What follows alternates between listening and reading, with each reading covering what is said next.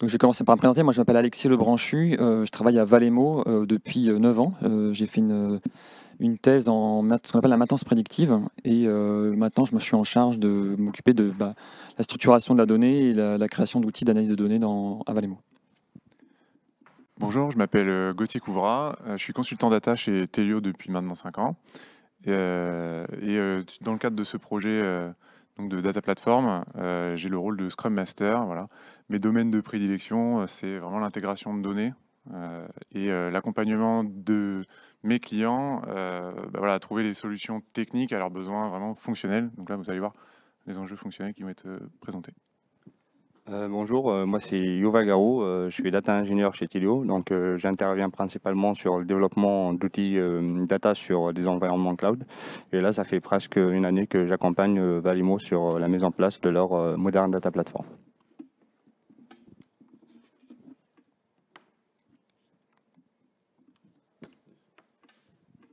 Donc rapidement, hein, avant de rentrer dans le sujet, chez Telio, nous, on est un cabinet spécialiste de la donnée. Donc ça fait 10 ans qu'on est sur Bordeaux.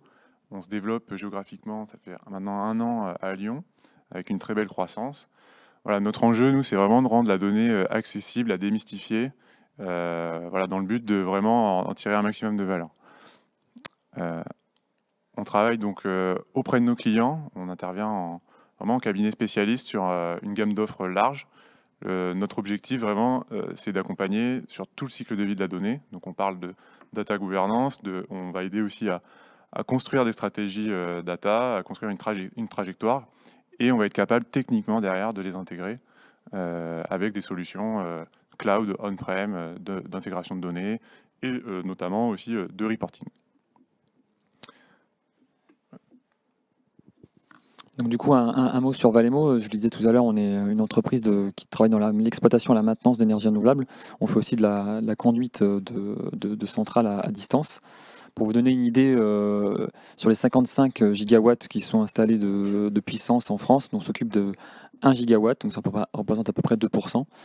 Et ça fait de nous les 5e acteurs français. En face, nos principaux concurrents, c'est quand même Engie ou EDF. Donc voilà, c'est un marché qui est un peu spécial quand même. Pour vous donner une idée, nous on travaille maintenant sur l'éolien, mais on s'est diversifié vers le solaire, vers l'hydroélectricité, et maintenant sur l'éolien en mer ou la mesure de vent en mer. Alors pour reprendre un peu ce que je disais tout à l'heure aussi, notre axe stratégique maintenant c'est d'utiliser la donnée pour faire trouver de la valeur, en particulier pour l'analyse de données, mais on va aller un peu plus loin. C'est-à-dire qu'on veut créer des outils d'intelligence artificielle pour faire de la détection de défaillances en avance. Et donc pour ça, on a besoin de structurer nos données, et c'est ce qu'on va vous présenter. Alors, sur ce slide, ce dont on veut parler, c'est de la structuration des équipes chez Valemo. Donc moi, je fais partie de l'équipe qu'on appelle l'équipe data, et je fais aussi de la R&D. Et donc ce qu'on veut vous montrer ici, c'est qu'en fait, on a structuré notre entreprise maintenant avec vraiment un pôle data qui a pour charge de créer des outils et aussi de fournir la donnée pour qu'elle soit utilisable pour toutes les équipes. Parce que c'est une donnée qui est un peu brute, il faut la transformer pour après l'utiliser. Donc notre rôle, c'est déjà de collecter la donnée. Donc on va aller la chercher sur les données machines, donc c'est des données qui sont brutes, échangées toutes les 10 minutes, donc il y a tout un tas de transformations à faire. Ces données-là, en fait, on va les diffuser tout simplement aux équipes sous forme de tableaux de bord, sous forme de tables SQL qui sont utilisables après pour d'autres traitements. Et ce qui est important à comprendre, c'est que les équipes en échange, elles vont qualifier cette donnée.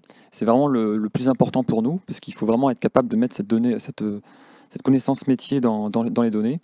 Ils vont nous rendre cette donnée-là, et avec les équipes R&D, on va créer cette intelligence artificielle pour faire la détection de défaillance en avance ou la détection de sous-performance. Et donc sans ce cycle de données, en fait, on ne peut pas créer cette valeur, hein, et on ne peut pas utiliser d'intelligence artificielle puissante. Donc nos enjeux, en fait, ils sont un peu... il y a des enjeux un peu particuliers à vous donner, mais il y a des choses assez classiques. Bon, comme beaucoup d'industries, on a un volume de données qui est grandissant. Je vous l'ai dit tout à l'heure, le monde des ENR est en train de quand même une croissance très très forte. Donc on a une question de gestion des volumes, on a une question de données vraiment diversifiées, parce qu'on a tout un tas d'énergie dont on s'occupe. Donc ça, c'est un truc un peu spécifique à Valemo, puisqu'on est un peu les seuls à gérer ces 4 énergies-là. Et du coup, on le sait tous maintenant, pour créer de la valeur, il faut pouvoir croiser ces données. Et donc, voilà, c'est vraiment cette problématique-là. Comment est-ce qu'on fait pour croiser de la donnée avec des gros volumes? Et bon, c'est quand même des choses assez classiques. Ce qui est un peu moins classique pour nous, et peut-être pour d'autres entreprises, c'est qu'on est totalement dépendant de la fourniture de la donnée. C'est-à-dire que nous, on n'est pas concepteur des machines, on n'est pas concepteur des bases de données qui sont sur site. Et donc, on dépend de ces formats-là. Et donc, on doit en faire quelque chose de manière homogène, puisqu'on a un grand nombre de fournisseurs. Alors, si je vous illustre ça, pour vous donner une idée, on a, assez brièvement quand même, dans l'éolien, on s'occupe de 7 constructeurs de machines, donc c'est, disons, 7 marques d'éoliennes différentes. Donc eux, c'est assez moderne, ils ont une base de données sur site, puisqu'ils ont des gros moyens, on va dire. Donc il y a quand même une base de données SQL généralement qui est sur site, structurée, mais chaque structuration est différente, chaque langage un peu utilisé, le vocabulaire de données est différent en fonction des modèles. Donc ça va, c'est gérable. Ce qu'il est un peu moins, c'est par exemple le photovoltaïque. On va avoir une base de données par type de fournisseur de matériel. Donc il y en a un pour les panneaux photovoltaïques, un pour les onduleurs, un pour les... Donc on se retrouve avec 6 ou 7 bases de données à gérer. Et on a dû, nous, en construire une homogène sur site. Et la dernière énergie, c'est l'énergie hydroélectrique. Et là, c'est même plus une base de données, c'est des automates assez old school, on va dire, parce que c'est pas des grands barrages. Je parle d'énergie hydroélectrique qui sont au fil de l'eau. Donc c'est des choses qui sont faites un peu sur mesure. Donc c'est ce contexte-là de la donnée sur lequel on travaille pour créer une base de données unique, homogène et standard, pour après l'attaquer avec, on avait fait le choix de Power BI, pour pouvoir optimiser nos analyses et optimiser nos indicateurs. Donc notre objectif, c'est vraiment la standardisation pour la réduction des coûts d'OPEX, des coûts opérationnels. Pour répondre à cet enjeu de structuration des données, rapidement, petite présentation sur comment on a structuré l'équipe et notre façon de travailler aussi, pour accompagner forcément ce projet de développement qui est un développement informatique.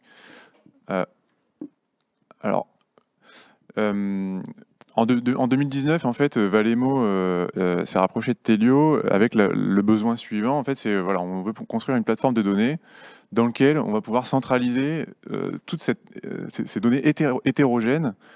Et en plus de ça, avec un volume assez conséquent et puis avec des prévisions vraiment de croissance. Donc on va accompagner en fait cette solution informatique, elle va accompagner aussi le développement de l'entreprise Valemo et du marché de l'énergie, du secteur de l'énergie. Et donc le but du jeu, c'était d'avoir une plateforme qui soit évolutive. Donc ce qu'on a fait, aujourd'hui là, le besoin, il est traité de la manière suivante. En fait, on a un rôle, on a défini des rôles. Donc le premier rôle, c'est PO, c'est un rôle de product owner. C'est un rôle un peu classique qu'on retrouve dans des méthodes agiles. Donc, nous, on réutilise ici pour gérer ce projet-là. Donc c'est Alexis qui joue le rôle de PO. Il va vraiment centraliser, il va être le point d'entrée de tout besoin d'utilisation et de consommation des données au sein de Valemo. Alors je dis au sein de Valemo, mais en fait parfois un petit peu plus largement que ça, puisqu'on a des échanges de données aussi avec les clients de Valemo qui aussi veulent avoir du reporting sur leurs propres installations. Donc l'ensemble de ces besoins, on catégorise ces besoins-là, on les priorise, on les centralise sur un outil, qui nous sert de socle, qui est un outil proposé par Azure, qui est Azure Board. Et derrière, on a une équipe, qui est une équipe intégrée, c'est vraiment un élément important, composée d'analystes, qui sont analystes fonctionnels aussi, qui ont une vraie expertise métier et donc qui peuvent avoir derrière des interactions directes avec les utilisateurs et les consommateurs des données. Vraiment, le but du jeu, c'est d'avoir une solution qui colle le mieux aux besoins.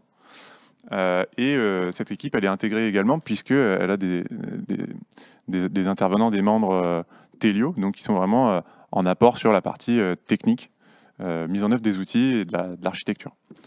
La démarche, elle se veut itérative, c'est-à-dire qu'une fois qu'on a construit ce socle d'architecture que va vous présenter Yuva, on vient proposer différents sous-produits, en fait, c'est des livrables, et donc vraiment brique après brique, on va répondre à des usages différents. Et donc là, je vais laisser Yuva présenter tout ça. Merci. Donc moi, je vais venir répondre à des questions techniques qu'on pourrait se poser et aussi justifier les choix de notre architecture. La première question qui vient naturellement, c'est quelle plateforme il faut choisir. Donc, est-ce qu'il faut choisir une plateforme on-prem ou une plateforme cloud? Nous, chez Valemo, on a décidé de partir sur du cloud pour trois raisons principales. Donc, la première, c'est qu'on voulait une solution applicative. Donc, vous l'aurez compris, le besoin, c'est de pouvoir accompagner les équipes d'exploitation et les équipes de maintenance dans leur activité quotidienne. Et c'est pour ça qu'il nous faut vraiment une solution applicative et pas une solution analytique. Donc, deuxièmement, la flexibilité que le cloud procure est très importante pour le business de Valemo. Donc, on doit pouvoir faire évoluer notre plateforme en fonction de la croissance du secteur de l'ENR. Donc, on doit pouvoir rapidement intégrer de nouveaux parcs, intégrer de nouvelles bases de données ou même intégrer les nouvelles technologies qui sont développées par les constructeurs. Et enfin, comme tout le monde le sait, le domaine de l'énergie est un domaine qui est très technique et qui est très complexe avec des formules de calcul qui sont trop complexes. Et pour cela, on doit disposer d'une puissance de calcul importante. Et c'est ce qu'on est allé chercher un peu dans le cloud public. Et sans oublier le fait qu'on doit traiter des données qui sont très hétérogènes et qui proviennent de sources très variées. Donc, une fois qu'on a choisi de partir sur le cloud, maintenant, il faut choisir un fournisseur cloud. Et nous, on a décidé de partir sur du Azure pour une raison qui est très simple. À la base, Valemo ne disposait pas d'un ETL. Donc, il nous fallait un ETL qui soit assez performant et qui puisse se connecter à divers systèmes sources. Et l'un des plus performants qui est proposé sur le marché, c'est Data Factory, qui est hébergé sur Azure. Et ça tombe bien parce que Data Factory nous met aussi à disposition Spark, qui est un framework de calcul distribué, qui va nous permettre de nous procurer cette puissance de calcul dont on avait besoin. Et on peut trouver aussi d'autres raisons qui sont liées à la stack technique existante. Donc, c'est quoi le meilleur outil pour interagir avec du Microsoft? C'est bien sûr du Microsoft et c'est pour cela qu'on l'a choisi aussi. Et chez d'autres clients, on peut rencontrer aussi des contraintes contractuelles ou des contraintes partenariales, donc qui vont les obliger à choisir un provider au lieu d'un autre. Et je vais vous présenter un peu l'architecture qu'on a mis en place chez Valemo. Donc, on a trois briques principales, donc une partie ingestion, une partie traitement de données et une partie mise à disposition et consommation de la donnée. Donc, sur la partie ingestion, on va venir lire de la donnée de sources variées, donc que ce soit des bases de données, des serveurs ou même d'emails ou d'autres sources. Donc, une fois cette donnée-là lue, on va la stocker dans un data lake. Et le data lake, il nous procure une capacité d'ingestion infinie et aussi il nous permet d'organiser et d'historiser notre donnée comme on le souhaite. Une fois cette donnée-là dans le data lake, on va venir structurer cette donnée-là, la valoriser, donc la croiser et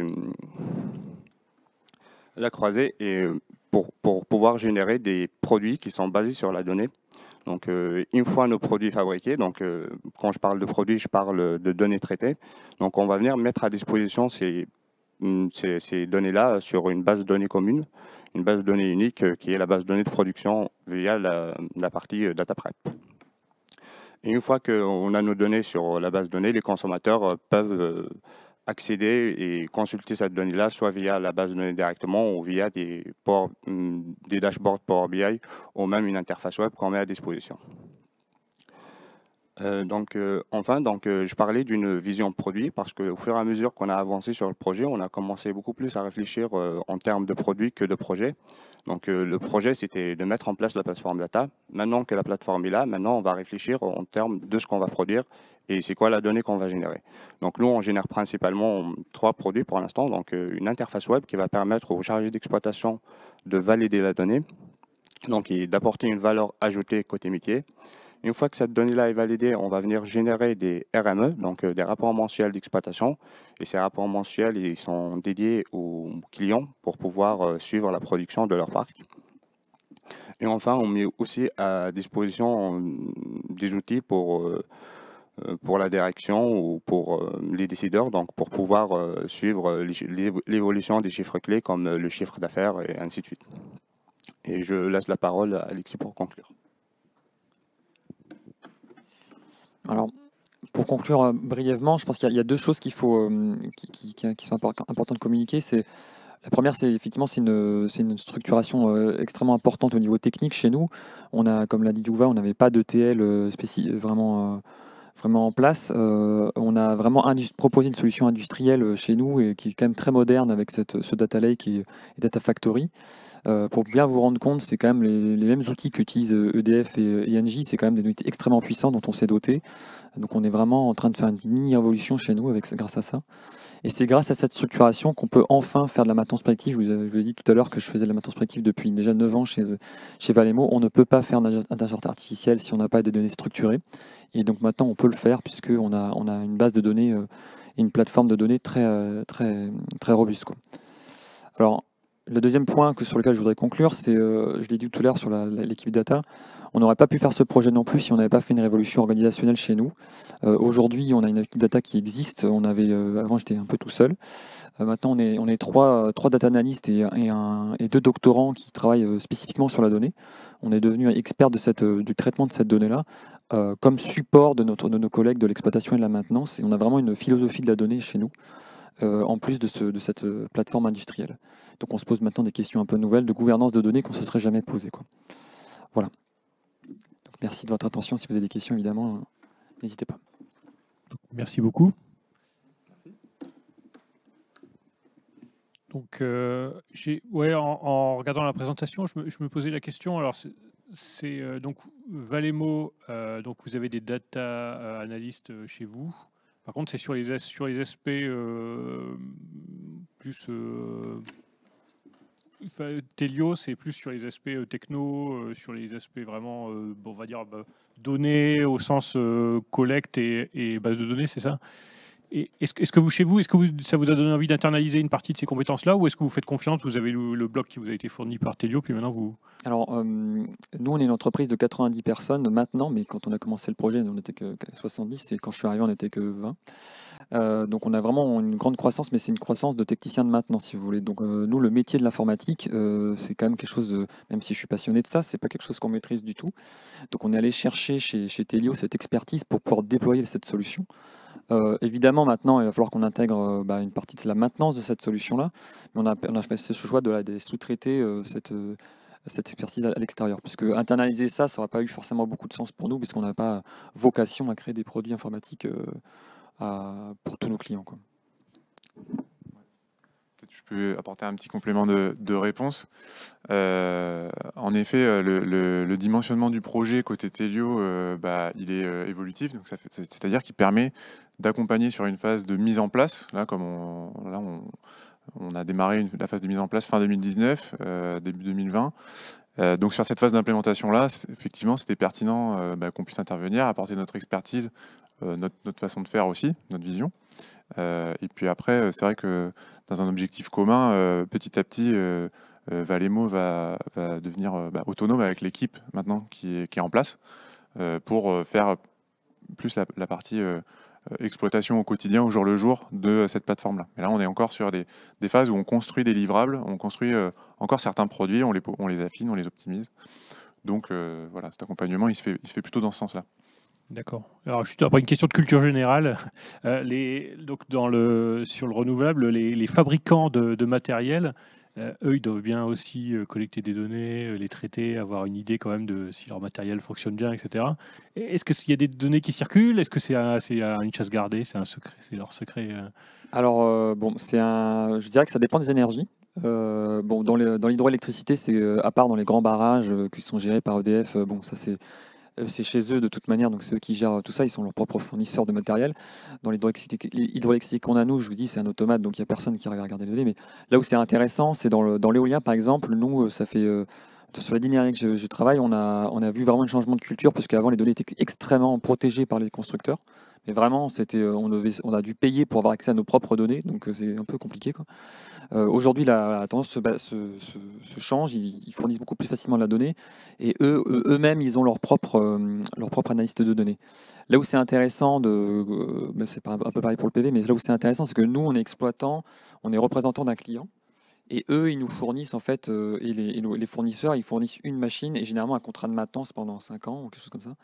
En fait, la donnée qu'ils ont, ils vont l'interpréter avec leur biais personnel d'optimisation de leur contrat de maintenance. Nous, on doit avoir accès à la donnée pour l'interpréter dans une logique d'optimisation de production d'électricité, optimisation de la rentabilité du projet de la centrale, quoi. Donc on a besoin d'avoir des données un peu chacun pour avoir nos propres interprétations. D'accord, mais en tout cas, ça circule un peu mieux. Ça circule beaucoup mieux qu'avant. Oui. C'est vraiment, il y a même des projets d'open data qui sont C'était ma question d'après. qui sont en cours. Bon, encore, c'est toujours un peu pareil. Ceux qui ont des données, ils veulent les garder. Ceux qui n'ont pas de données, ils veulent de l'open data. Mais ça, c'est pas nouveau. Mais non, ça c'est vraiment beaucoup plus ouvert. Et en particulier sur les protocoles de communication, il y a des syndicats dans l'éolien qui se réunissent pour justement unifier les protocoles de communication pour qu'on puisse diffuser l'information beaucoup plus facilement. D'accord, ok. Merci beaucoup. Merci. Donc on voit la salle peu à peu.